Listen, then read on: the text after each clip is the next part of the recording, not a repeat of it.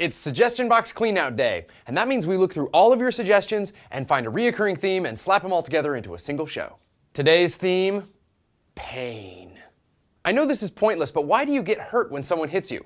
Ow! Well, you see, you have this thing called the nervous system, and when something smacks your skin, it touches off a nerve, which sends an electrical impulse to your brain that warns you that what you're experiencing is bad. Bad. Like, don't do it. Like, you should probably avoid it in the future.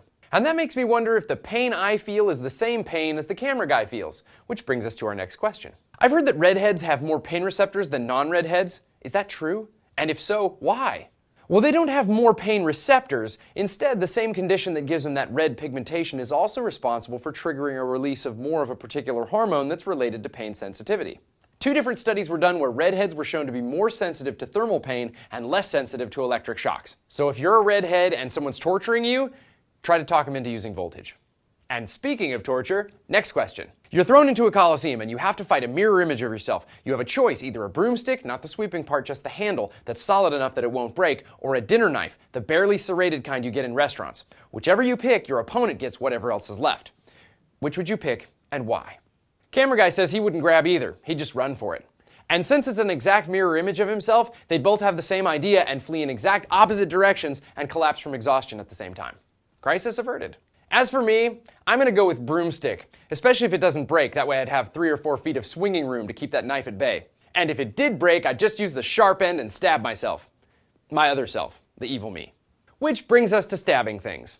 Is a reverse weapon grip like the Sith apprentice in The Force Unleashed uses, or like you see some people hold knives in movies, actually useful or just for show?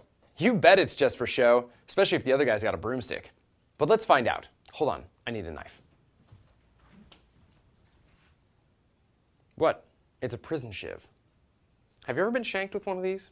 Reverse weapon grip means holding the knife like this. And that kind of limits your mobility a bit. You can only really attack from one direction.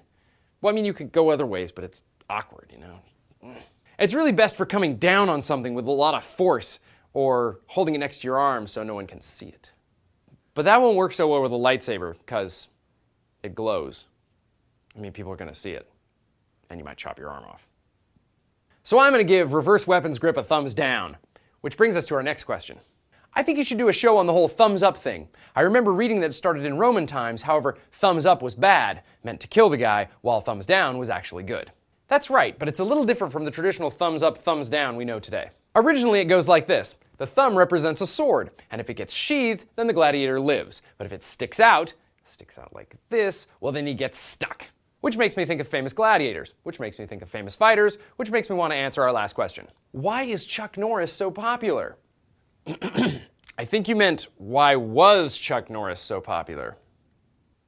Nunchuck skills.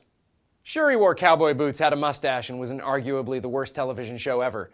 But he's a 68-year-old man that can probably still beat me up. With both arms tied behind his back. I mean, what was his record? Like 183, 10, and 2? That's pretty good. And if you're watching, Chuck, please don't hurt me. I'm not a redhead, but I feel pain. Do we have a broomstick around just in case?